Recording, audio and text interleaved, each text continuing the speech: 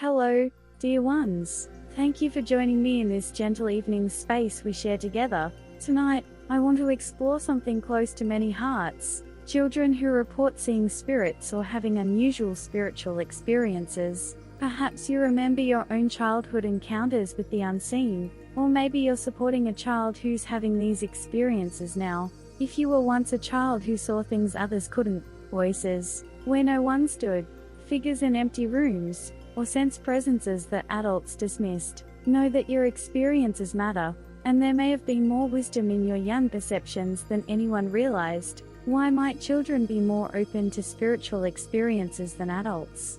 From both psychological and spiritual perspectives, there are compelling reasons. Children haven't yet developed the rigid, mental frameworks that adults use to filter reality. Their minds remain naturally open to possibilities that adult logic often dismisses. This openness isn't a deficiency, it's a form of perceptual flexibility that allows them to notice subtleties adults might miss. Additionally, children live more in the present moment and rely heavily on their emotions and intuition.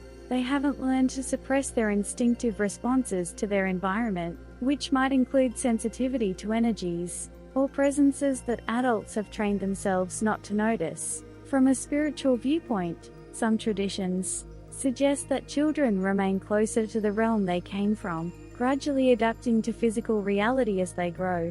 This could explain why spiritual experiences often seem more natural to them. However, it's important to distinguish between different types of childhood experiences. Sometimes what appears to be seeing spirits might be natural developmental imagination and play, processing of emotions or experiences through symbolic imagery, response to environmental stresses. In some cases, indicators that warrant gentle professional attention. The key is responding with both openness and discernment. When a child shares spiritual experiences, our response shapes how they understand themselves and their place in the world.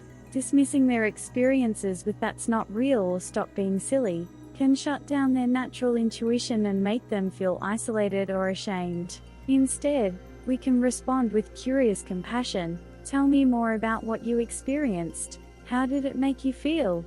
This validates their inner world, while helping us understand what they're processing. If a child seems frightened by spiritual experiences, we can offer comfort without dismissing their perceptions. You're safe, and you're loved. If something feels scary, we can talk about it together and find ways to feel more peaceful. Some children who report spiritual experiences grow up to be highly empathetic adults with strong intuitive abilities. They may become healers, counselors, artists, or simply people who bring unusual compassion and understanding to their relationships. For parents and caregivers, supporting a spiritually sensitive child means creating emotional safety where the child feels heard without judgment. Their experiences don't have to be literally true to be meaningful to them. Teaching practical grounding techniques like deep breathing, visualization of protective light, or physical activities that help them feel secure in their bodies.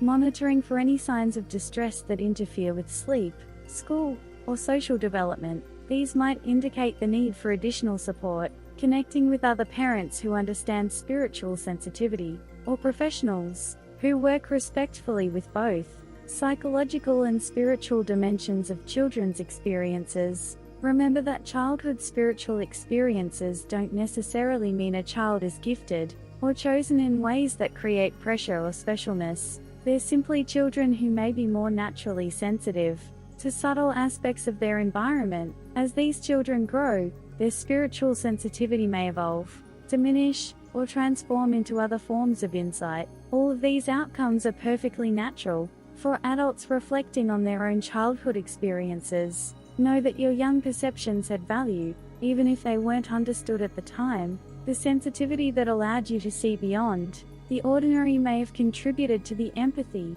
intuition, or creative abilities you carry today. Whether we understand children's spiritual experiences through developmental psychology, neuroscience, spiritual traditions, or a combination of perspectives, the most important response is loving support that honors both the child's inner world and their need for security in the physical world. Some practical suggestions for supporting spiritually sensitive children: establish bedtime routines that create feelings of safety and protection. This might include gentle music, soft lighting, or simple rituals that help the child feel secure. Teach them that they have personal boundaries and can ask for spiritual experiences to pause if they feel overwhelming. Simple phrases like "please let me rest" now can give children a sense of agency.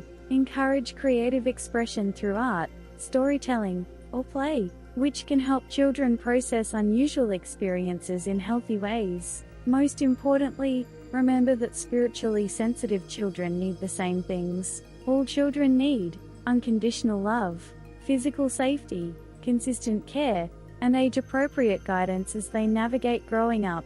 If you're supporting a child with spiritual experiences, trust your instincts about when additional professional guidance might be helpful. Pediatricians, child psychologists, or counselors experienced with spiritual sensitivity can offer valuable perspectives. The goal isn't to prove or disprove the reality of what children experience, but to help them grow into confident, grounded adults who can integrate all aspects of their sensitivity in healthy ways. Whether these childhood experiences represent literal spiritual encounters, symbolic processing, or something else entirely, they deserve our respectful attention and gentle guidance. Thank you for joining me in this thoughtful exploration. May all the sensitive children in your life feel loved, understood, and supported as they navigate their unique way of experiencing the world.